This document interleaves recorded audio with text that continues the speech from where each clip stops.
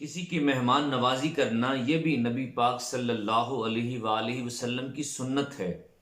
और किसी का मेहमान बन जाना ये भी नबी पाक सल्लल्लाहु अलैहि वसल्लम की सुन्नत है।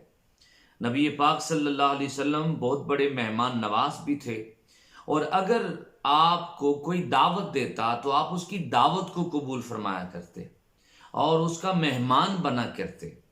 मैंने एक हदीस पाक में पढ़ा, हजरत जाबिर रदी अल्लाह ताला ने रिवायत किया है कि नबी पाक सल्लल्लाहु अलैहि वसल्लम ने इरशाद फरमाया कि जिसे दावत में मदऊ किया जाए उसे चाहिए कि वो दावत कबूल करे, चाहे वो खाना खाए या न खाए, लेकिन दावत को कबूल करना चाहिए।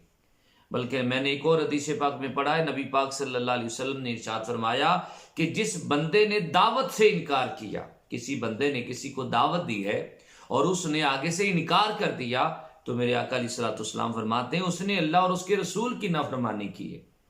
यानी दावत को देता है बड़ी मोहब्बत के साथ और बड़े एहतराम के साथ, तो आगे से दावत को कबूल करना चाहिए। ये हुजूर नबी पाक सल्लल्लाहु अलैहि वसल्लम की सुन्नत है। अल्लाह के रसूल सल्लल्लाहु अलैहि वसल्लम किसी की दावत को रद्द नहीं फरमाया करते। जो भी दावत देता आप उसके पास जाते, उससे जो है ना वो उसे इज्जत देते। और नबी पाक सल्लल्लाहु अलैहि वसल्लम ने फिर दावत में भी सादगी का हुक्म दिया है। ये नहीं है कि बहुत सारे खाने बनाए तब भी दावत होती है। अल्लाह के रसूल सल्लल्लाहु अलैहि वसल्लम ने फरमाया कि सबसे अच्छा खाना वो है जिसमें एक किस्म का खाना हो, सबसे अच्छी दावत वो है। फिर उसके बाद दूसरे नंबर पे फरमाया जिस दावत में दो खाने हो उसकी बारी दूसरे नंबर पे है। और फिर फरमाया कि जिसके तीन खाने हो उसका यानी तीसरा नंबर है।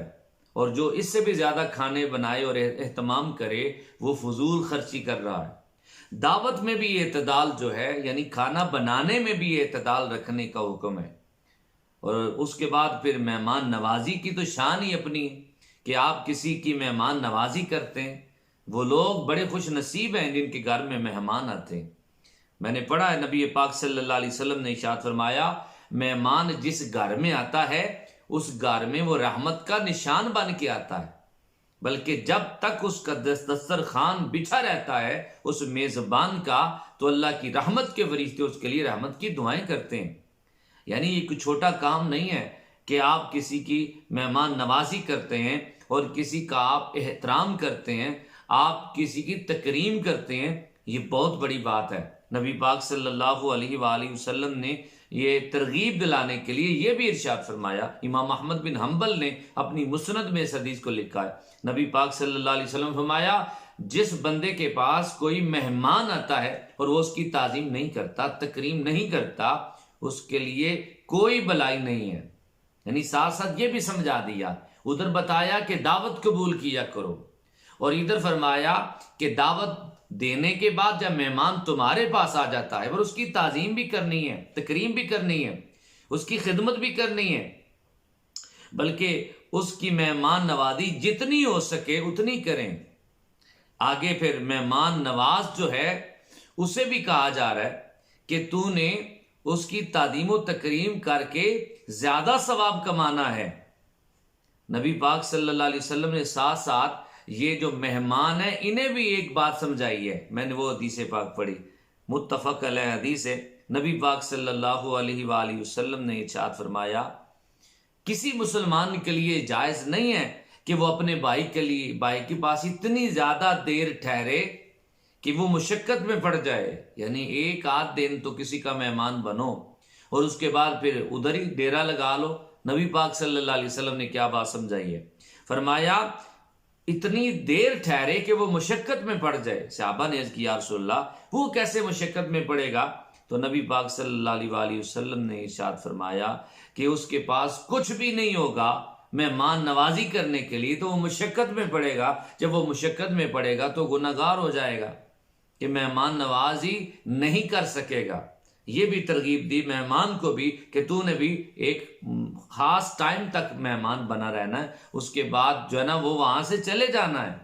कुछ बिन बुलाए मेहमान होते हैं, न जान न पहचान, तो मैं तेरा मेहमान, वो होता है ऐसा ही है। मैं हदीस आपके सामने रखता हूँ, ये इमाम बुखारी और इमाम मुस्लिम ने इस हदीस को लिखा है कि हुजूर नबी पाक सल्लल्लाहु अलैहि वसल्लम, आपके साथ कुछ सहाबा भी थे, कुछ 5, यानी हुजूर नबी पाक कुछ पूरे 5 लोग थे। नबी पाक सल्लल्लाहु अलैहि वसल्लम कुल 5 लोग थे। एक शख्स ने आपको दावत दी, तो आपने दावत को कबूल फरमाया। आप जा रहे थे तो एक छठा बंदा भी साथ हो गया, मैं भी साथ ही चलता हूँ। जब दरवाजे पे पहुंचे तो जो मेज़बान था, हुजूर ने उसे बताया, भाई ये छठा आदमी ये रास्ते में हमारे साथ शामिल हुआ है, अगर तुम इजाज़त देते हो तो ये अंदर आ जाए, नहीं तो ये वापस लौट जाए। तो उसने अर्ज़ किया, या रसूलल्लाह, मैं इसे इजाज़त देता हूँ, दावत पे बुलाता हूँ, ये भी आपके साथ खाना खा सकता है। तो इस तरह बिन बुलाया मेहमान भी नहीं होना चाहिए।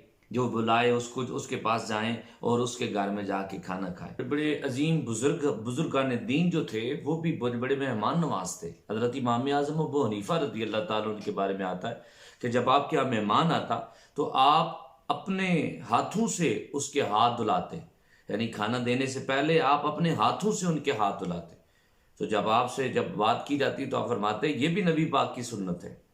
तो मेहमान का एहतराम और तकरीम और ताज़ीम करना और इस अंदाज में करना, यह नबी पाक सल्लल्लाहु अलैहि वसल्लम की सुन्नत है। हज़रत अबूल हसन खरकानी रहमतुल्लाह अलैह फरमाते हैं, अगर सारी नेमतें इकट्ठी करके एक लुक़्मे में मेहमान को खिला दें फिर भी उसका हक़ अदा नहीं होता। हमारे एक बुज़ुर्ग हैं, वो मुझे फरमाया करते थे, अब वो तो हो चुके हैं, वो फरमाया करते थे, साहब ये जो मेहमान आता है ना घर में, तो आपके घर में आके आपसे वो रिज़्क़ खा जाता है अपने हिस्से का।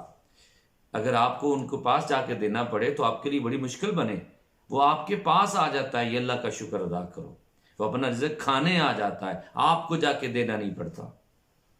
तो मैंने पढ़ा, इमाम इब्न जौज़ी ने यह वाक़या लिखा है कि एक शख्स ने हातिम ताई से पूछा कि आप तो बड़े सखी हैं, बताएं अरब में आपसे भी बढ़ के कोई सखी है?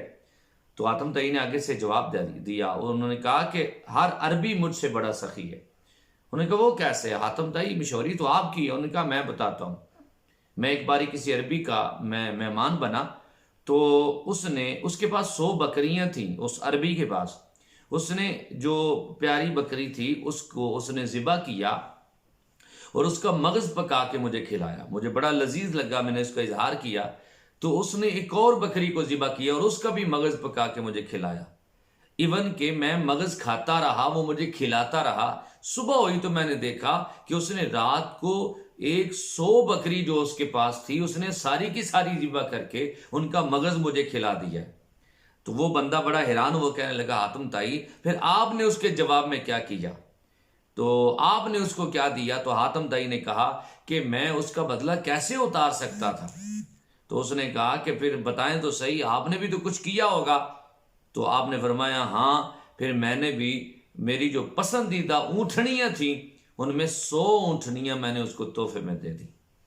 मेज़बानी करना और मेहमान नवाजी करना और मेहमान का एहतराम करना, फिर मेहमान को भी आगे से चाहिए कि वो मेज़बान के लिए दुआएं करे और उसके लिए एक यानी अच्छा मैसेज और अच्छी बात करके जाए। तो ये दोनों की तरफ से मोहब्बत का इजहार होना चाहिए। बल्कि हज़रत अब्दुल्ला बिन मसूद रदी अल्लाह ताला अन्हु, आपके बारे में मैं पढ़ रहा था कि आपने एक बाकायदा मकान बनाया हुआ था कुफा के अंदर, कि कोई भी बंदा आता, मेहमान आता, उसे वहाँ पे ठहराते और उसकी खिदमत करते। तो मेहमान नवाजी करना ये भी हुजूर की सुन्नत है, और उसके अलावा मेहमान बन जाना ये भी हुजूर की सुन्नत है। कोई दावत दे तो दावत को कबूल करें और अच्छे तरीके से जो है ना वो वहाँ पे जाएं, और अगर आपने किसी की दावत की है तो अच्छे तरीके से दावत करें। ये दोनों हुजूर की सुन्नत है। अल्लाह ताला समझ अता फरमाए।